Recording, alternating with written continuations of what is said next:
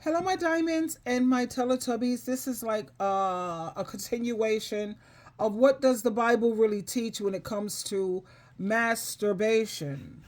This is an adult topic, even though you have teenagers, this is a human thing. First of all, the Bible never mentions masturbation by name. There is no verse in the Bible that says you shall not masturbate. Not in the Old Testament, not in the New Testament. When something is clearly sinful, like adultery, stealing, murder, Scripture plainly names it. Masturbation is never directly listed in any sin list. The story of Onan is not about masturbation. Many people point to the book of Genesis, chapter 38, verse 8 through 10, and the story of Onan. But if you actually read it carefully, Onan was not punished for masturbation.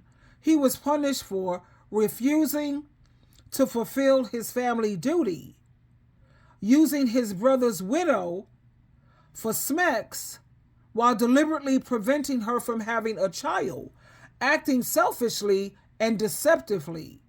His sin was greed and disobedience, not self-stimulation. Then you think about lust. Lust verses don't automatically equal masturbation. In the Gospel of Matthew chapter 5 verse 28, Jesus says, looking at a woman lustfully is adultery in the heart. Now some argue masturbation always requires lustful fantasy, but that's not true. Not all sexual release involves imagining a specific married person. Some people focus on the feeling. They don't have to use porno or outside things. The Bible verse, it condemns lusting for someone who isn't yours, not physical release itself. So the argument is about heart intention, not the physical act alone. And when you think about emissions, were called unclean. You know what an emission is, ejaculation. That was not sinful. In the book of Leviticus chapter 15 verse 16 through 18, a man who had a discharge of semen was considered ceremonially unclean. But notice, he was not called sinful. He was called unclean. He simply had to wash and wait until the evening. And even marital sex caused the same temporary uncleanness. So unclean in the Old Testament law, it equaled moral sin. It was not about ritual purity.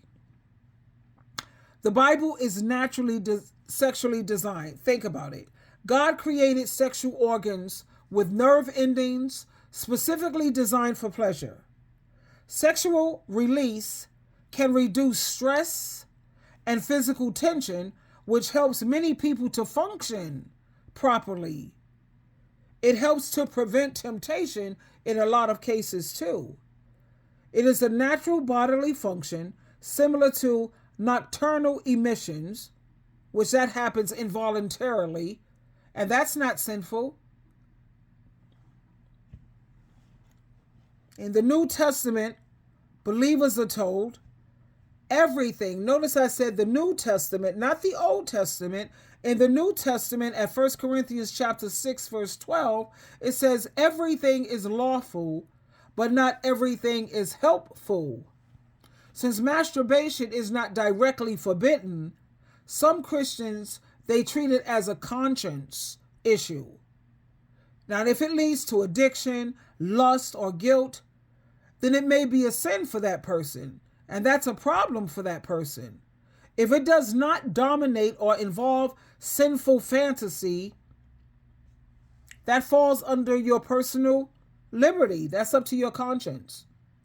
Now, here's the important balance. It's about balance. Many Christians, they will argue against it because they say it often leads to using porno, or it can become addictive, or it may replace intimacy in marriage. Why would you be doing that anyway if you have a married partner? That's for people who are not married. So the debate It's really about the heart condition and self-control, not just the physical act. Now, if these are the type of issues that it's creating for you, then you may need some professional help. And it is what it is. Twinkle, twinkle, twinkle.